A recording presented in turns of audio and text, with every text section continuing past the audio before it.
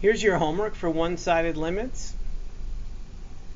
So we can do this graphically and algebraically. So if I'm on Desmos, I might do it one way, or if I'm here, I might do it another way. So algebraically here, if I want to know the limit as x approaches 1, that little negative means from the left, which is the top piece. So just plug 1 into the top piece, and that's the limit answer.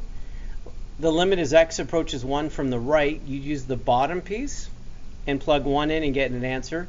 The limit at 1 does not exist because these don't agree, but the one-sided limit does exist. Here, for 1/5, if I plug in 1/5 here, you're going to get the answer 0. So I'm going to use a graphing calculator to help me help support this. So that is 5x plus 1, 25x squared, subtract 1, and so I'm going to change the scale here too. That was from before. Change the scale to 1. So what's happening at 1/5? Maybe I should change the scale to 1/5. So you can see it. So 1/5 is 0.2. So you can see on one side it goes down forever, and on the other side it goes up forever. So the left-hand limit goes to negative infinity, and on the right side it goes to positive infinity. And again, 0.2 is the same as 1/5. All right, the next one, again, I'm right there, so might as well use a graph since I'm here. So it's the absolute value of x, subtract 3, and then, oops, what's happening here? Let's try it again. So f at x equals, so the absolute value of x subtract 3, and then 4x subtract 12. And I want to know what's happening at what number? As x approaches 3. All right, let's get back to this. So at 3, from the left, the answer is negative 0.25. And then from the right, the answer is positive 0.25. So from the left, it's negative 1/4. And from the right, it's positive 1/4, looking off the graph. Here's another one I'm going to look off the graph.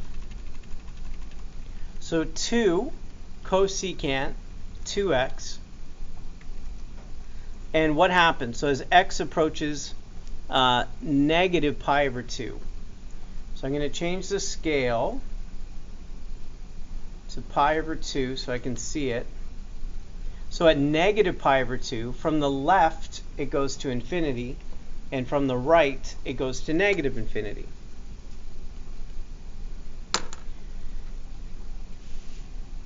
All right, number 5, I'm just going to continue to use the graph to be able to do it. So for number 5, the next lesson we're going to learn algebraically how to do it without a graph. But right now, why not use a graphing calculator and see it visually?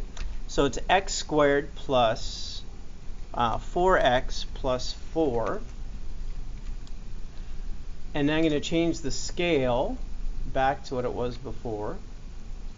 And this is what's happening as x approaches negative 2. So at negative 2, there's an asymptote, and both sides are going to infinity. So the limit exists, and the answer is infinity, because both sides are going in the same direction around it. The next one,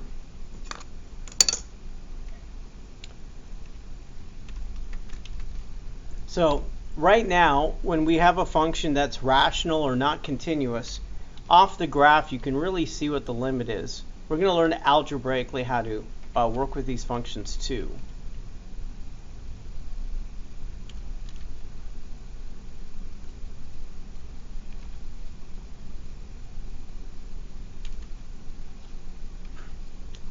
So for this one, as x approaches 2 from the right.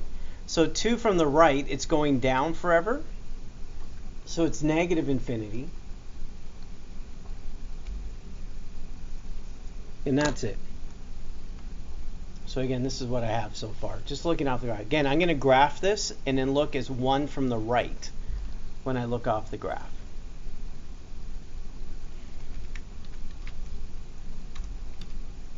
So the next one is x subtract 1, x squared subtract 1.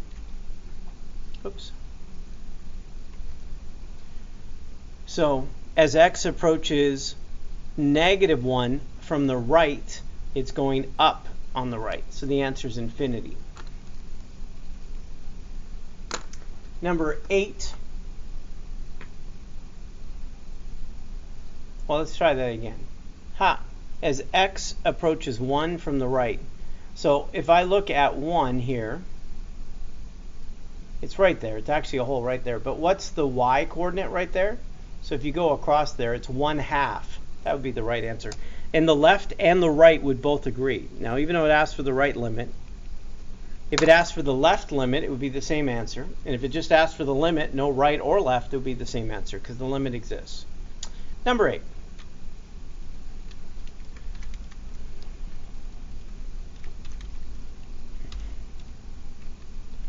So we have x squared, subtract 4x, plus 3, negative 2x squared, plus 8.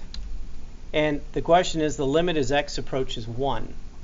So as x approaches 1 here, from both sides, you can see the answer is 0 off the graph. What's the y coordinate there? It's not even a hole. It's continuous there, so you could just substitute in. But off the graph, you can see what's the y coordinate there at 1, and the answer is 0. And both sides agree on it. The next one is negative x squared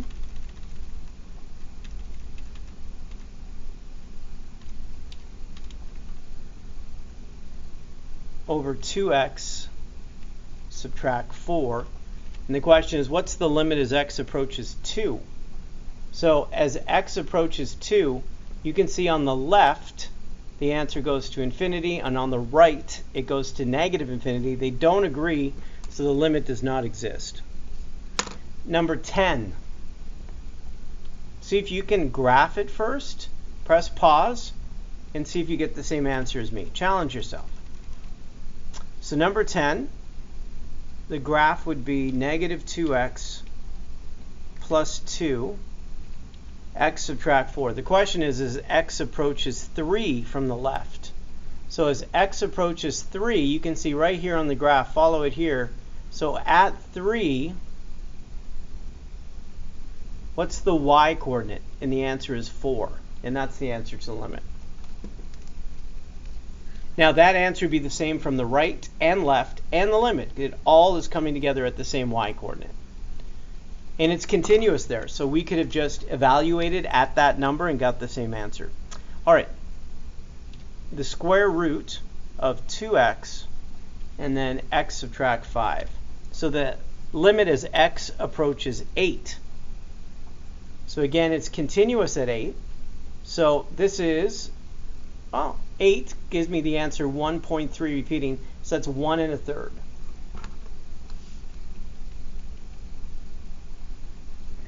Number 12.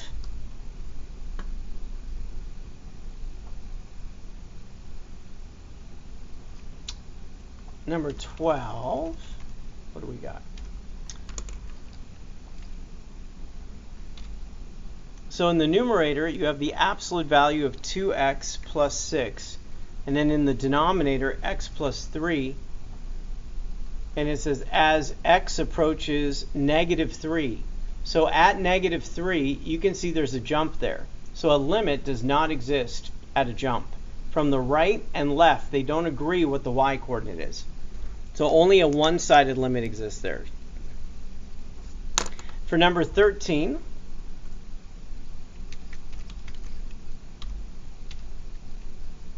we have the square root of x plus 3. Oops, what happened there? How did it get so tiny? There it is. And then in the denominator, x subtract 3. And the question is 3 from the right. So if I look at 3, so right here at 3, the right side goes to infinity and the left side goes down to negative infinity. So if you're asking with the plus sign, that's the right side, it's going to infinity. Just see that you can see what I'm doing so far. So those are the answers so far that I've written down up to 13. All right, let's finish the homework here, 14 and on. Again, we're going to look off the graph. I think that's the simplest to find the limit. So for the next one, it is cosecant. So it's trig 2x. So that's what the graph looks like as x approaches 2 pi. So I'm going to change this. So the step is pi, so you can see it here. So at 2 pi from the left. So at 2 pi from the left, it's going to negative infinity, and that's the answer. The limit doesn't exist there because the right side and the left side are going in opposite directions, but the one-sided limit does exist. The next one again is trigonometry, so we're going to graph it. Nice to have a graphing calculator, right? Have to do this without one. Be sad. Oops. Try it again. So it's negative 3/2. I can do this. And then it's tangent 1/2 x. All right. And then it says as x approaches negative pi. So at negative pi, it's not a one-sided limit. So the right side is going up, the left side is going down, so they don't agree. So as the function approaches negative pi, they go in different directions. So the limit does not exist. Number 16.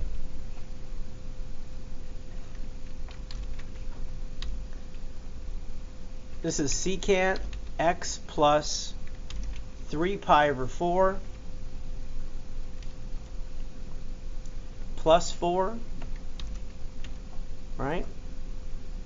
All right. And then the question is, as x approaches 5 pi over 4. So I'm going to make that to scale so I can see it. So 5 pi over 4 is right here.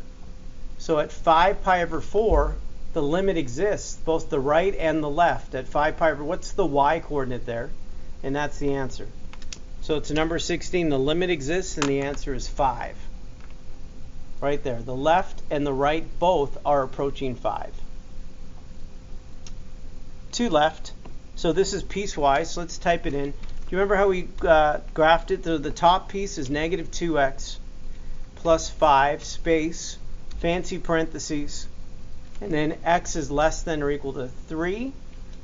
And then the bottom one, f at x, and we type in x subtract 4, space, fancy parentheses, x is greater than 3.